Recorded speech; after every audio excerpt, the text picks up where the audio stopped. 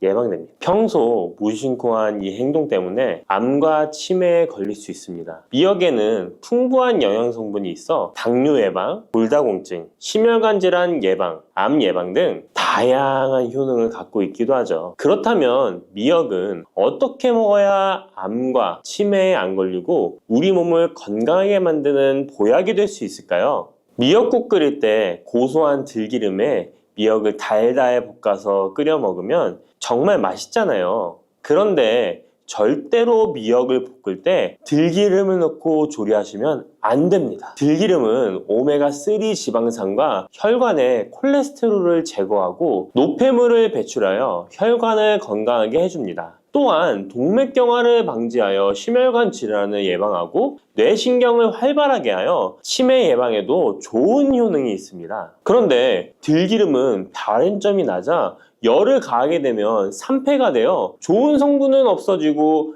1급 발암물질인 벤조피렌이 생성됩니다. 벤조피렌은 암을 발생시킬 뿐만 아니라 뇌 분비계의 장애를 일으키고 뇌 건강에 악영향을 주는 정말 위험한 물질입니다. 건강에 좋은 줄 알고 넣은 들기름 때문에 오히려 건강을 해치는 독을 먹는 상황이 되는 거죠. 들기름은 미역국을 다 끓인 다음에 마지막에 한 스푼 넣어 드시면 들기름의 효능과 고소한 맛을 온전히 누릴 수 있습니다. 미역과 함께 드시면 절대 안 되는 두 번째 음식은 바로 대파입니다. 다른 국이나 찌개를 끓일 때는 파를 꼭 넣는데 유독 미역국을 끓일 때는 왜 파를 넣지 않는 걸까요? 그 이유는 미역과 대파 둘 다 알긴산이라는 성분이 있는데 이 알긴산은 미끌거리는 식감이 있습니다. 함께 드시게 되면 식감이 나빠지는 이유도 있지만 식감보다도 더 중요한 이유가 있습니다. 대파에는 인과 유황 성분이 있는데요. 미역과 대파를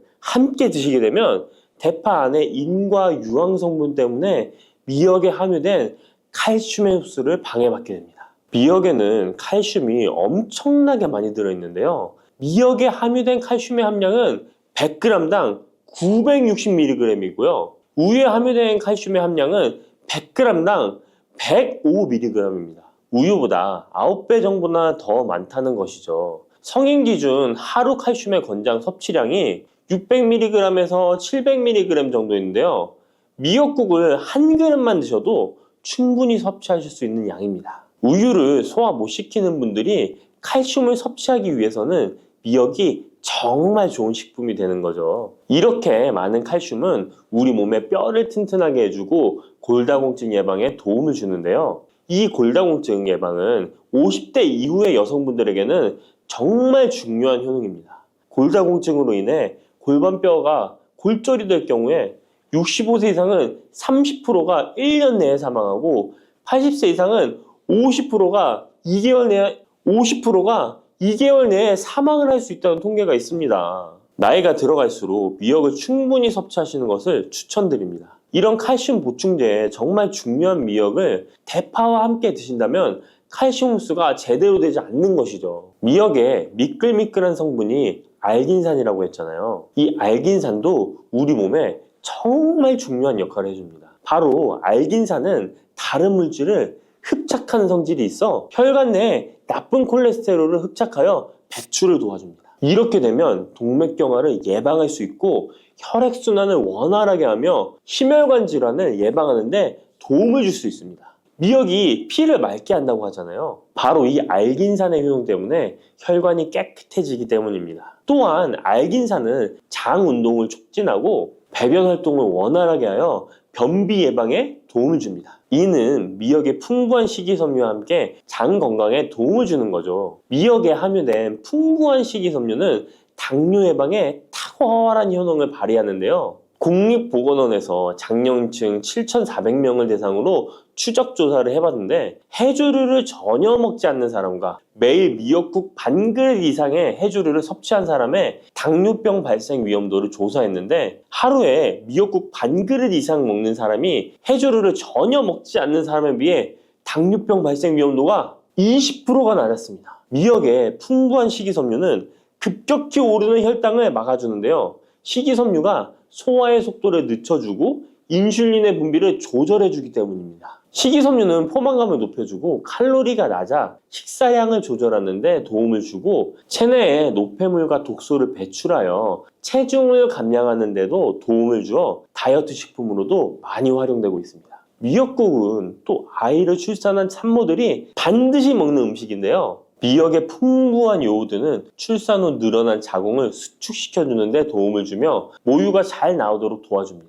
또한 요오드는 피를 멎게 하여 상처를 빨리 아물게 하는 역할도 해줍니다. 칼슘과 철분이 풍부하여 출산 후에 흥분된 신경을 안정시켜주고 혈액의 생성을 도와 산모의 빈혈 예방에 도움을 주게 됩니다. 또한 칼륨이 풍부한데요. 칼륨은 체내 나트륨을 배출해주는 역할을 해줘 산모의 부종을 완화시켜주는데 탁월하기도 합니다. 그리고 요오드는 산모에게 좋을 뿐만 아니라 신진대사를 촉진하여 몸에 에너지를 보충해주는 역할을 합니다. 요오드가 부족할 때 나타나는 증상들이 있는데요. 몸에 기력이 없다고 하죠. 힘이 없고 피로감이 높아지게 됩니다. 신진대사가 원활하지 않기 때문에 몸의 영양소를 소모하지 않게 되어 체중이 증가하게 되고요. 피부가 건조해져 거칠어지고 탈모도 일어날 수 있습니다. 나이 들면서 인지 능력이 떨어지는 것도 요오드 부족의 한 현상일 수도 있습니다. 요오드가 부족하면 우리 몸의 호르몬의 중추적인 역할을 하는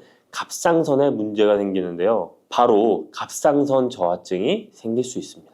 이러한 문제들을 미역을 섭취함으로 예방할 수 있는 건데요. 요오드의 하루 권장 섭취량은 2.4mg입니다. 미역국 한 그릇에는 요오드가 약 1.1mg 정도 함유되어 있으니 미역국은 하루에 한두 그릇만 드시길 바랍니다. 요오드는 과하게 섭취하게 돼도 문제가 생기는데요. 요오드의 섭취량이 많아지면 갑상선염이나 다른 갑상선 질환도 유발할 수 있습니다. 특별히 갑상선이 약하신 분들은 미역을 섭취하는데 주의하셔야겠습니다. 갑상선은 우리 몸에서 가장 중요한 내분비 기관 중 하나인데요. 갑상선은 목 부분, 기관지 아래에 위치한 나비 모양의 내분비 기관인데요. 중요한 여러 기능을 하지만 그 중에서도 대사율을 조절하는 역할이 있습니다. 갑상선에 T3, T4 호르몬을 분비하여 우리 몸의 에너지 소비와 체온 조절을 하는데 중요한 역할을 하게 됩니다. 갑상선 호르몬은 신경 시스템의 정상적인 기능을 유지하는데 꼭 필요한데요. 호르몬이 제대로 분비되지 않아 수치가 너무 높거나 낮게 되면 우울, 불안 증세, 기억력 감퇴 등의 문제도 발생할 수가 있습니다. 이 갑상선 호르몬에 영향을 미치는 것 중에 요오드가 있는데요. 요오드가 부족하면 세계보건기구에서는 뇌세포가 손상되고 치매가 발생할 수 있다고 보고하고 있습니다. 갑상선 저하증이나 항진증이 있는 분들이 요오드가 많은 미역을 많이 드시면 오히려 건강을 더 해칠 수가 있습니다. 건강하신 분들은 미역을 많이 드셔도 호르몬 조절이 잘 되어 문제가 없지만 갑상선에 문제가 있어서 호르몬 조절이 잘 안 되는 분들은 이 요오드의 수치가 높아지게 되면 체내에 활성산소가 증가하게 되어 염증을 일으키고 갑상선염을 유발하고 극히 드물지만 심해지면 갑상선 암으로도 발전시킬 가능성도 있습니다. 따라서 갑상선에 문제가 있는 분들은 미역을 드실 때 주의하셔야 합니다. 날이 갈수록 암의 발병률이 높아지고 있어서 암에 대한 관심도가 높아지는 것이 사실이죠. 이처럼 미역에는 강력한 항암 효과가 있어 건강식품으로도 아주 좋은데요. 미역에는 요오드, 식이섬유, 칼슘, 비타민 등 많은 영양소가 있다고 했잖아요. 그런 것보다 훨씬 중요한 것이 있습니다. 바로 후코이단이라는 성분인데요. 이 성분이 바로 강력한 항암 작용을 한다고 알려져 있습니다. 후코이단 성분은 미역의 줄기보다 미역귀에 7배나 많이 들어있어 요즘에 미역귀가 항암식품으로 많이 알려져 있습니다. 이 후코이단은 암세포가 스스로 사멸되도록 유도하는 효능이 있습니다. 이러한 효능으로 암세포가 생기는 것을 막아주고 전이 되는 것도 방치할 수 있는 거죠. 후코이단은 특히 폐암, 간암, 대장암, 유방암, 백혈병에 효능이 좋다고 입증된 논문들이 발표되기도 했습니다. 후코이단은 항암 작용 외에도 콜레스테롤 혈관에 흡착되지 않도록 막아주고 혈류를 원활하게 해주어 혈관을 건강하게 해주는 역할을 해줍니다. 이렇게 혈관을 깨끗하게 해주어 뇌졸중과 뇌경색, 심근경색 등의 심혈관 질환도 예방할 수 있습니다. 미역귀와 함께 토마토를 드시면 항암 효과를 극대화할 수 있는데요. 토마토가 채소의 왕으로 불리며 우리 몸에 정말 좋다는 사실 알고 계시죠? 토마토에는 라이코펜이라는 항산화 성분이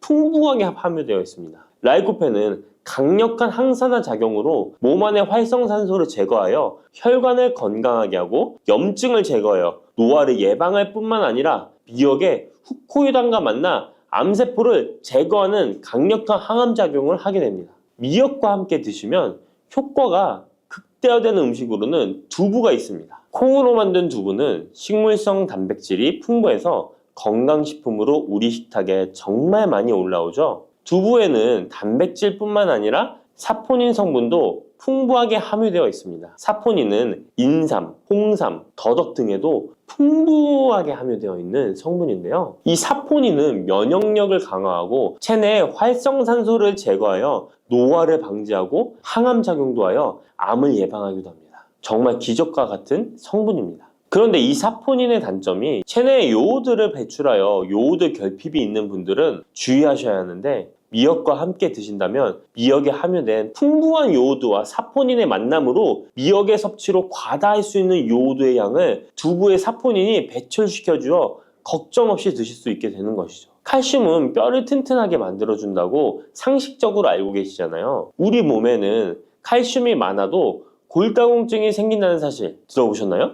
칼슘이 풍부한 우유를 많이 마시는 덴마크나 스웨덴 같은 나라에서 골다공증이 많다고 합니다. 오히려 많은 칼슘이 오히려 혈관이나 심장에 쌓여서 석회화를 일으켜 건강을 해치게 되는데요. 그렇다고 칼슘이 많은 음식을 안 먹을 수도 없고 어떻게 해야 할까요? 걱정하지 마세요. 해결책 바로 알려드릴게요. 그것은 바로 계란과 함께 드시면 해결됩니다. 계란에 들어있는 다양한 영양 성분이 오스테오칼신이라는 단백질을 활성화시켜 주는데, 이 단백질은 뼈를 강화하고 칼슘이 뼛속으로 제대로 흡수할 수 있도록 도와줍니다. 이 오스테오칼신을 활성화해주는 역할을 하는 게 비타민 K2인데, 우리나라에서는 허가가 늦게 나서 그동안 정식으로 섭취 못했던 비타민 K2도 지금은 허가가 나서 요새 영양제를 보면 칼슘과 마그네슘, 비타민 D와 비타민 K까지 같이 들어있어 칼슘의 흡수를 더욱 용이하게 만들어주는 영양제도 쉽게 찾아볼 수 있습니다. 그런데 이렇게 칼슘을 아무리 많이 섭취해도 흡수가 안 돼 그대로 혈관에 남게 되면 쌓이고 쌓여서 석회화를 유발시킬 수 있겠죠? 이처럼 미역과 계란을 함께 섭취하면 칼슘의 흡수를 도울 뿐 아니라 우리 몸의 pH 균형을 잡아주는 데도 중요한 역할을 해줍니다. 미역은 알칼리성 식품이고 계란은 산성 식품으로 같이 섭취하면 약알칼리성 상태로 유지시켜줍니다. 게다가 소화에도 좋고 미역은 단백질과 잘 어울리니 계란과 함께 먹으면 소화도 잘 되고 우리 몸의 흡수도 잘 된답니다. 들깨를 이렇게 드시면 당뇨와 혈당이 싹 사라지고 치매도 예방할 수 있어요. 들기름.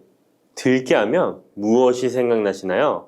들기름에 북어와 미역국을 구수하게 볶아 시원한 북어 미역국을 끓여 먹어도 정말 맛있죠? 건강에도 좋다는 이 들기름과 들깨 잘못 먹으면 암에 걸리고 혈관 건강에도 악영향을 줘서 치매도 유발할 수 있다는 사실 알고 계셨나요? 들깨의 효능과 어떻게 먹을 때 건강을 해쳐 암에 걸리고 치매를 유발하는지, 그리고 어떻게 먹는 것이 건강하게 먹는 방법인지, 어떻게 보관하는 것이 가장 좋은 방법인지 들깨에 대한 모든 것 알려드릴게요. 나이가 들면서 산책하기도 힘들고 관절이 쑤시고 무릎 통증 때문에 힘드시지 않으신가요? 들깨의 첫 번째 효능은 바로 관절염에 좋다는 것입니다. 무릎이나 관절 통증 때문에 병원에서 진통제를 처방받으시잖아요. 이때 처방받는 진통소염제의 역할은 몸속에 프로스타글란딘이라는 물질의 생성을 억제해서 통증을 막아주는 건데요. 들깨 속에는 식물성 오메가3 지방산인 알파리놀렌산이 함유되어 있는데, 이는 체내에서 염증을 일으키는 프로스타글란딘의 생성을 억제하는 데 아주 좋은 효능을 발휘합니다. 우리가 오메가3를 먹는 이유 중에 하나도 혈관 건강이나 피를 맑게 해준다 등의 역할도 있지만 몸속에 미세 염증을 잡아주는 역할도 있어 드시는 분들이 정말 많은데요. 들깨가 바로 이런 염증 유발물질을 억제해줘서 진통 역할을 한다는 것이에요. 그리고 들깨의 두 번째 효능은 바로 뼈 건강에 도움을 준다는 것입니다. 들깨는 관절염과 무릎 통증을 완화시켜주는 성분이 들어있을 뿐만 아니라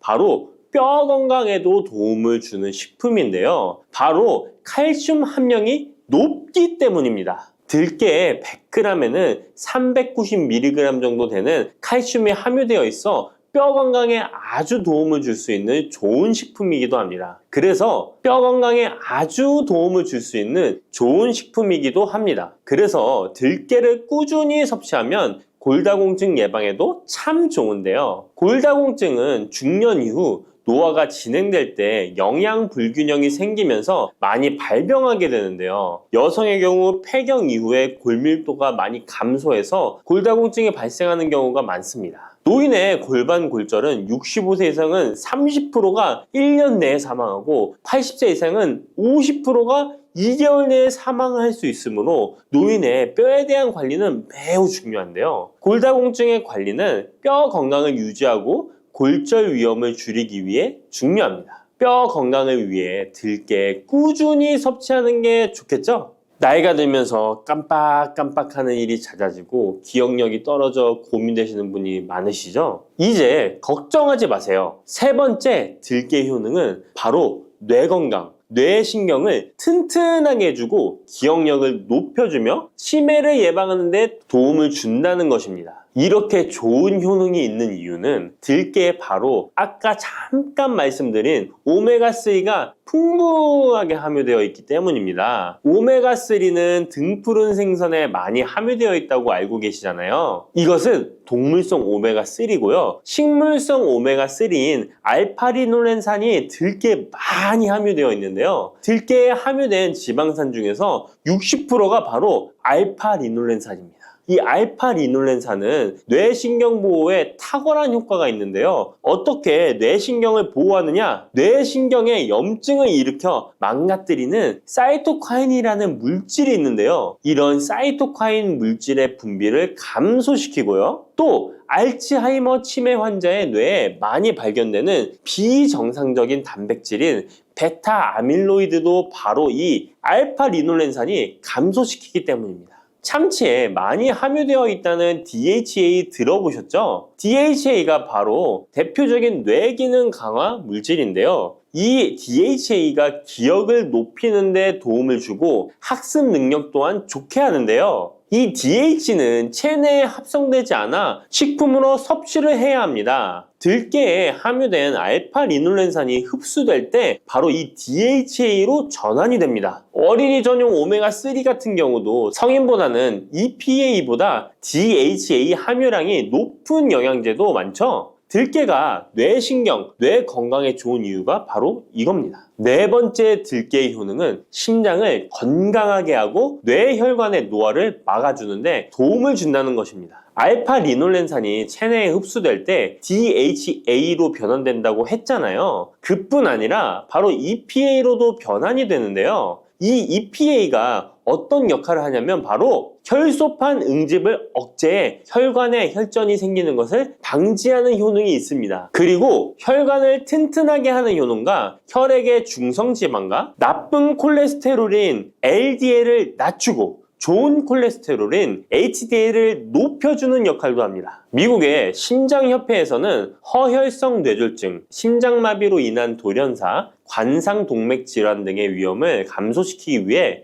매주 1에서 2회 이상 오메가3 지방산이 풍부한 등푸른 생선을 섭취하는 것이 도움을 준다고 발표했습니다. 그런데 이 오메가3 지방산의 함량을 살펴보면 100g당 오메가3 지방산의 함량이 연어에는 11.5g, 고등어에는 9.9g, 들깨에는 무려 63.1g이나 함유되어 있습니다. 정말 많이 함유되어 있죠? 들깨에는 연어에 비해 5배 이상 들어있다는 것입니다. 들깨를 꾸준히 드셔서 혈관도 건강하게, 심장도 튼튼하게 유지하시기 바랍니다. 다섯 번째 들깨의 효능은 바로 변비에 좋다는 것입니다. 들깨의 껍질에는 식이섬유가 풍부한데요. 들깨 100g에는 18g 정도로 풍부한 식이섬유가 함유되어 있습니다. 이 식이섬유는 장내에서 수분을 흡수하게 되는데요. 수분을 흡수하여 대변을 무르게 하고 장 운동도 촉진하여 변비를 예방하는 데 도움을 주는 것입니다. 또한 불포화 지방산이 풍부한데요. 들깨에 함유된 리놀렌산이 대장의 염증을 억제해주고 변비로 인해 발생할 수 있는 대장질환 또한 예방하는 데 도움을 줄 수 있습니다. 여섯 번째 들깨의 효능은 바로 췌장을 건강하게 하는데 도움을 준다는 것입니다. 들깨에 풍부하게 함유된 루테올린이라는 성분이 있는데요. 이 성분이 몸 안에서 인슐린에 대한 반응도를 높이는 기능을 합니다. 이게 무슨 말이냐면 췌장에서 인슐린을 조금만 분비하게 돼도 몸 안에서 이 인슐린이 작용을 잘해서 혈당이 급격히 올라가는 것을 막아주고 이렇게 되면 췌장에서 인슐린 분비를 줄일 수 있겠죠. 이렇게 췌장의 부담을 많이 덜어줄 수 있다는 것입니다. 루테올린을 통한 인슐린 반응도가 높아지면 당뇨도 예방할 수 있고 혈당 조절에도 많은 도움을 받을 수 있는 것입니다. 일곱 번째 들깨의 효능은 알레르기성 질환을 예방하는데 도움을 주는 것입니다. 들깨에 오메가3 지방산이 많이 함유되어 있다고 했잖아요. 이 오메가3 지방산이 염증을 억제하고 면역력을 강화시키는 효과가 있어서 알레르기 증상을 예방하고 완화시키는데 도움을 줄 수 있는 것입니다. 그리고 또 비타민 E가 풍부하게 함유되어 있는데요. 비타민 E는 항산화 작용에 뛰어나고 알레르기 반응을 일으키는 물질인 히스타민의 분비를 억제하는 효과가 있습니다.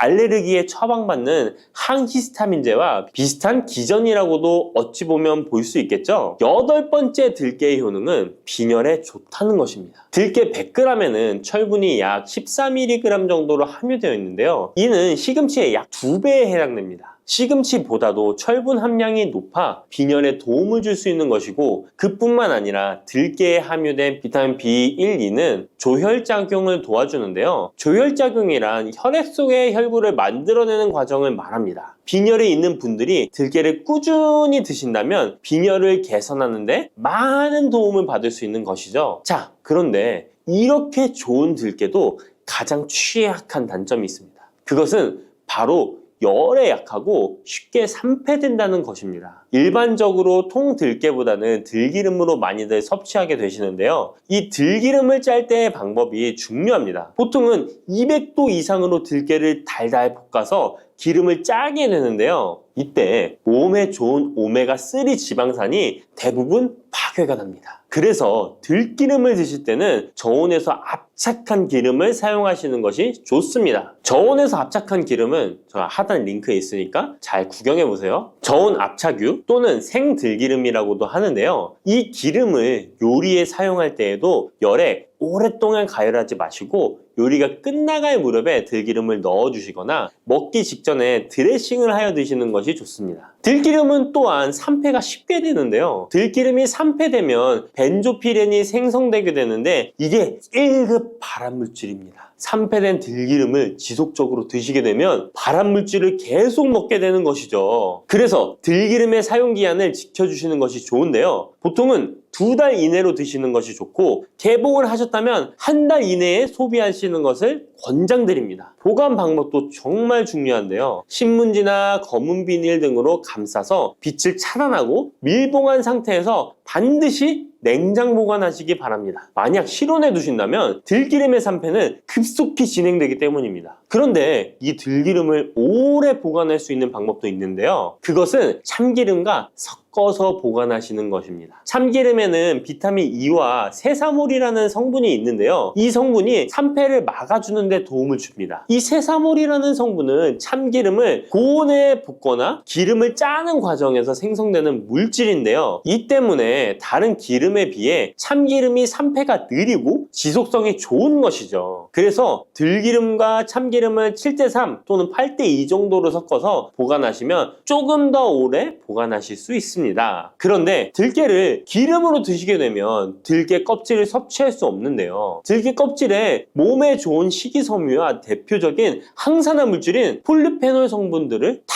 버리게 되는 것입니다. 그래서 들깨를 제대로 드시려면 들기름보다도 통들깨 자체로 드시는 것이 좋습니다. 마트에 가면 통들깨보다도 들깨 가루를 많이 판매하시는데요. 들깨 가루는 산패가 빨리 되기 때문에 통들깨를 구매해 드시길 바랍니다. 통들깨를 구매하시면 그 안에 작은 돌이라든지 이물질이 들어있어 세척을 잘 해주셔야 되는데요. 세척하는 방법 알려드릴게요. 먼저 들깨를 물에 담가 씻어줍니다. 그리고 물 위에 뜨는 것만 채로 걷어 옮겨주시기 바랍니다. 그렇게 하면 바닥에 이물질만 남는데요. 이것을 버리고 또 물에 담가 씻어주고 물 위에 뜨는 것만 채로 걷어 옮겨주시면 됩니다. 이 같은 작업을 3번, 4번 반복해주면 되는데요. 이렇게 하면 통들깨를 깨끗하게 세척할 수 있습니다. 깨끗하게 세척한 통들깨는 자연 건조해 주셔도 되긴 하지만 시간이 오래 걸리니 팬에 담아 약한 불로 건조시켜 주시거나, 쉬운 방법은 전자레인지를 이용하시면 됩니다. 전자레인지를 이용한 건조 방법 알려드릴게요. 세척한 통들깨를 접시에 담아 주시고요. 이렇게 해서 5분 정도 돌려주시고요. 상태를 확인해 줍니다. 아직 덜 건조되었을 거예요. 한 번에 오랜 시간 전자레인지에 돌리면 들깨가 탈 수 있으니까 이렇게 5분 정도씩 돌려가며 상태를 확인해 주면서 완전히 건조될 때까지 이 작업을 해주시면 됩니다. 완전히 건조된 통들깨는 그냥 스푼으로 떠서 드셔도 되고요. 먹을 만큼씩 믹서기에 갈아서 음식에 넣어 드셔도 되고, 통들깨 자체로 음식에 넣어 드셔도 됩니다. 이렇게 하시면 들깨를 산패되지 않은 상태로 신선하고 건강하게 버리는 것 없이 드실 수 있습니다. 따뜻한 생강차 한 모금이 생각이 많이 나는데요. 저는 꼭 생강을 사다가 꿀을 넣은 생강청을 해놔서 자주 마시곤 합니다. 알싸한 생강차를 마시면 몸이 따뜻해지는 게 느껴지더라고요. 몸이 차신 분들은 생강이 몸을 데우는데 효과가 있다고 많이 들어보셨을 거예요. 과연 진짜 이 생강은 우리의 몸을 따뜻하게 해주는 효과가 있을까요? 또 어떤 방법으로 먹어야 효과가 좋을지 같이 알아볼게요. 생강은 다양한 건강 효능을 가지고 있어 요즘 많은 사람들이 주목하는 식품 중 하나인 거 알고 계시나요? 생강은 우리 몸에 여러 가지 유익한 성분들이 함유되어 있는데요. 그 중에서도 진저론, 쇼가올, 진저롤 성분들은 생강의 특유의 매운맛과 향을 내는 성분들이기도 합니다. 특히 이 성분들은 노년층에게도 유익한 성분이라서 건강관리에 큰 도움이 될 수 있는데요. 주목할 만한 생강의 대표적인 성분 3가지 바로 소개해 드릴게요. 생강의 첫 번째 성분은 진저론입니다. 진저론은 생강에서 가장 대표적인 활성 성분으로 생강의 매운맛과 특유의 향을 담당하고 있는데요. 진저론은 항산화 효능이 뛰어나며 세포 손상을 막아주고 노화를 예방하는 데 도움이 됩니다. 또한 진저론은 소염 작용을 가지고 있어 염증을 줄이고 통증 완화에도 효과가 있는데요.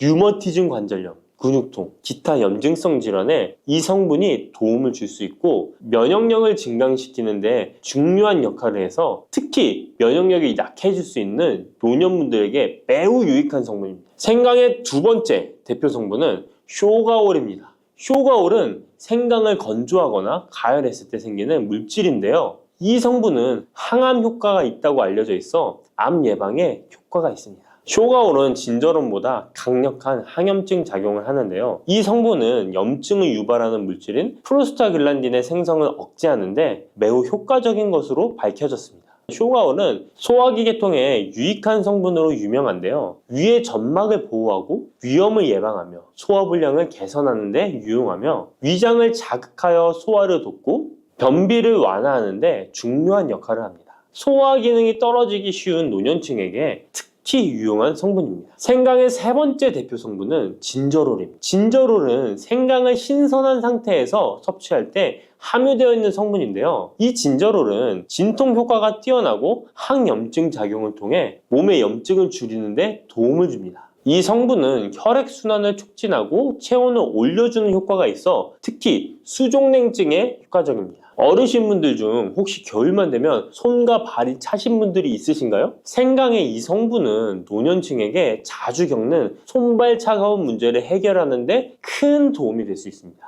또한 항균과 항바이러스 성질을 가지고 있어 감염 예방에 도움을 받을 수 있으므로 호흡기 질환을 예방하고 증상을 완화하는 데 효과적인 성분입니다. 혹시 중국의 성인 공자를 아시나요? 누구든지 한 번쯤은 들어보셨을 텐데요. 공자는 살아생전에 먹는 음식도 매우 철저하게 관리했다는데요. 공자가 매 식사마다 생강을 빼놓지 않고 먹었다는 것 알고 계셨나요? 공자는 생강이 얼마나 몸에 좋은지 그 옛날부터 알고 있었던 것이죠. 공자는 73세에 생을 마감했는데 그 옛날 평균 수명을 생각하면 어마어마하게 장수를 했던 것이죠.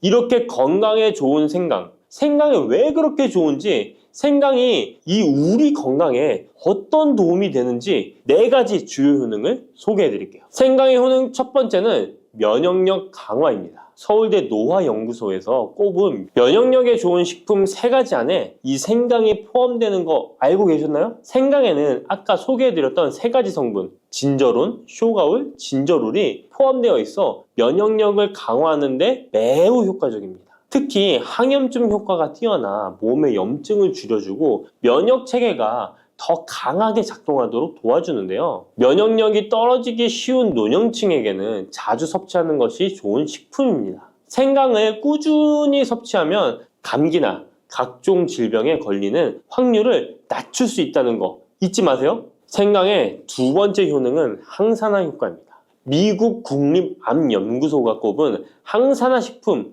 1등급인 생강은 진저론과 쇼가올 같은 성분이 포함되어 있는데요. 이 성분들은 강력한 항산화 효과를 가지고 있으며 이 항산화 물질은 우리 몸에서 자유 라디칼이라는 유해 물질을 제거해 주어 노화, 염증, 심혈관 질환과 각종 질병을 예방하는 데 중요한 역할을 합니다. 특히 생강은 세포의 산화 스트레스를 줄이고 피로 회복과 노화 방지에 효과적이어서 건강한 노년을 위해 꼭 필요한 식품이라고 할 수 있죠. 생강의 세 번째 효능은 바로 수족냉증 완화입니다. 수족냉증은 특히 노년층에게 흔하게 나타나는 증상 중 하나인데요. 손발이 차가워지고 특히 겨울철에 더 불편함을 겪는 분들이 많으시죠. 생강은 혈액순환을 촉진시켜주는 효과가 있어 수족냉증을 완화하는 데 탁월합니다. 생강의 진저롤 성분이 체온을 높여주고 혈관을 확장시켜서 손발이 따뜻해지는 데 도움을 줍니다. 또한 한의학에서는 생강이 몸의 찬 기운을 밖으로 내보내주고 또 몸 안에 열을 발산해주는 효능이 있다고 유명한데요. 우리 옛 조상부터 이 생강이 몸을 따뜻하게 해주는 효과가 있다는 것을 알고 있었던 것이죠. 생강의 네 번째 효능은 소화불량 개선입니다. 예전처럼 많이 먹지도 않았는데 속이 더부룩하신 분들 많이 계시죠. 소화불량은 나이가 들면서 자주 겪게 되는 문제인데요. 생강은 소화불량을 개선하는데 매우 효과적입니다. 생강에 포함된 쇼가을 성분은 위장의 운동을 촉진시키고 위염을 예방하는 데 도움이 되는데요. 또한 메스꺼움이나 구토 증상을 완화시켜주기 때문에 특히 소화기 계통에 문제가 있는 분들에게 좋습니다. 그런데 이렇게 좋은 생강 그냥 차로만 드시고 계시는 분 많으시죠? 각 방법은 그에 맞는 효능을 더욱 잘 발휘할 수 있기 때문에 여러 방법으로 생강을 활용하는 것이 좋습니다. 차로 드시는 것 말고도 여러 가지 섭취하는 방법에 대해 자세히 알려드릴게요. 첫 번째 방법은 가장 간단한 방법으로 생으로 먹는 것입니다. 생강을 얇게 썰어서 샐러드나 요리에 넣어 먹을 수 있는데요. 생으로 먹을 경우 생강의 모든 효능을 그대로 섭취할 수 있으며 항산화와 항염 효과를 가장 잘 느낄 수 있습니다. 물론 그 특유의 매운맛이 강하기 때문에 매운맛을 좋아하지 않는 분들은 식초에 절여주시거나 물에 조금 담가 매운기를 확 빼고 드시거나 생으로 조금 먹는 것이 좋습니다. 두 번째 방법은 생강을 말려서 먹는 방법입니다. 생강을 건조해서 차나 국물에 넣어 먹을 수 있는데요. 볕이 잘 들고 통풍이 잘 되는 곳에 말리셔도 되고 아니면 음식 건조기에 넣고 말리셔도 됩니다. 말린 생강은 소화 기능을 더욱 돋고 소염작용을 강화하는 데 효과적입니다. 또한 말린 생강은 장시간 보관이 가능하고 생강의 매운맛이 부드럽게 중화되어 편하게 섭취 가능한데요. 체온을 높여주는 효과가 있어 겨울철에 특히 유용합니다. 차로 끓여 마시면 몸을 따뜻하게 해주고 피로 회복에도 도움이 됩니다. 세 번째 방법은 생강을 가루로 내서 먹는 방법입니다. 생강가루는 다양한 요리에 활용할 수 있고 특히 음료나 디저트에 넣어 먹기에 좋은데요. 혹시 진저맨 쿠키라고 들어보셨나요? 크리스마스에 자주 보이는 쿠키인데요. 외국에서는 진저맨 쿠키라고 쿠키 반죽에 생강가루를 넣어 겨울철 생강을 먹기 싫어하는 아이들에게 주는데요. 이렇게 가루 형태로 만들게 되면 생강의 매운맛을 부드럽게 즐길 수 있고 물에 타서 마시거나 다양한 요리에도 넣어 드실 수 있고 또한 소화 기능을 돕고 약간의 진통 효과까지 누릴 수 있습니다. 그냥 생강만 드시게 되면 너무 맵다고 하시는 분들 있으신가요? 혹시 생강의 향이 너무 강해서 조금 옅게 드시고 싶은 분도 있으실 텐데요. 그런 분들은 주목해 주세요. 생강과 잘 어울리는 식품 몇 가지 소개해 드릴게요. 생강과 잘 어울리는 식품 첫 번째는 레몬입니다. 레몬과 생강은 궁합이 아주 좋은데요. 레몬은 비타민C가 풍부해서 면역력 강화에 도움을 주고 생강은 항산화 작용을 하는데요.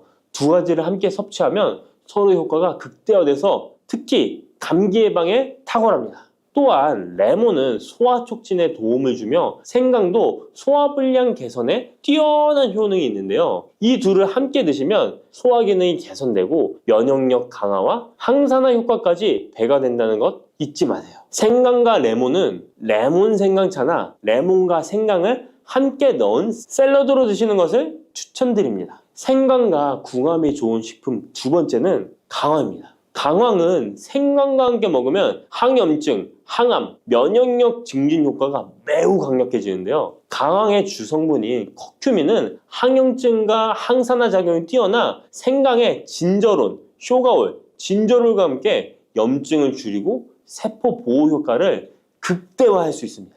또한 강황은 면역력을 강화하는 데도 중요한 역할을 하는데요. 생강과 강황은 두 가지 모두 소염작용이 뛰어나기 때문에 관절염이나 염증성 질환을 앓고 있는 사람들에게 매우 뛰어난 작용을 합니다. 강황 생강차는 특히 겨울철에 체온을 올려주는 효과가 있어 겨울철 몸이 차신 분들, 수족냉증이 있으신 분들에게 추천드립니다. 생강과 같이 먹으면 좋은 식품 세 번째는 꿀입니다. 겨울철 꿀에 생강을 담가 차로 드시는 분들 많으시죠? 꿀은 생강과 함께 섭취하면 그 효능이 배가 되는데요. 꿀은 항균과 진정 효과가 있어 생강의 자극적인 맛을 부드럽게 해줄 뿐만 아니라 또한 꿀은 피로 회복에 좋고 생강과 함께 먹으면 소화불량 개선에도 도움이 됩니다. 꿀 생강차는 속을 따뜻하게 해주고 위와 목을 따뜻하게 해주어 감기 증상이나 기침 완화에도 좋은 음료입니다. 이렇게 건강에 좋은 생강, 몸에 좋다고 많이 드셔도 될까요? 모든 식품은 과, 유, 불, 급인데요. 생강도 마찬가지로 적절히 섭취해야 효과가 있습니다. 또한 잘못 먹으면 몸에 해가 되는 부작용이 있을 수 있기 때문에 몇 가지 유의사항을 알아두는 것이 중요한데요. 바로 알려드릴게요. 생강을 저장할 때 대충 비닐에 보관하셨다가 곰팡이 피신 분도 있으시죠? 생강은 곰팡이가 생기지 않도록 주의해야 하는데요. 생강은 수분 함량이 많아 습기에 민감하고 곰팡이가 쉽게 생길 수 있습니다. 이때 곰팡이가 생긴 생강은 섭취하지 않도록 하세요. 생강에 핀 곰팡이는 미코톡신이라는 독소를 생성하는데요. 일부 미코톡신은 인체에 매우 유독해 간과 신장, 면역체계에 심각한 손상을 줄 수 있습니다. 생강의 일부분만 곰팡이가 생겨도 이 독이 생강 전체에 퍼질 수 있어 곰팡이 핀 생강은 아깝더라도 전체 다 버리셔야 한다는 거 잊지 마세요. 곰팡이가 피지 않도록 생강을 보관할 때는 통풍이 잘 되는 곳에 보관하고 습기가 많은 곳은 피하는 것이 좋습니다. 생강은 많은 효능을 가지고 있지만 과다 섭취할 경우 부작용이 있을 수 있는데요. 너무 많이 지나치게 먹으면 속이 쓰리거나 위염이나 위장장애를 일으킬 수 있습니다. 하루에 2에서 3g 정도로 섭취하는 것이 적당하며 위장에 민감한 분들은 조금 더 적은 양을 섭취하는 것이 좋다는 것 기억하세요.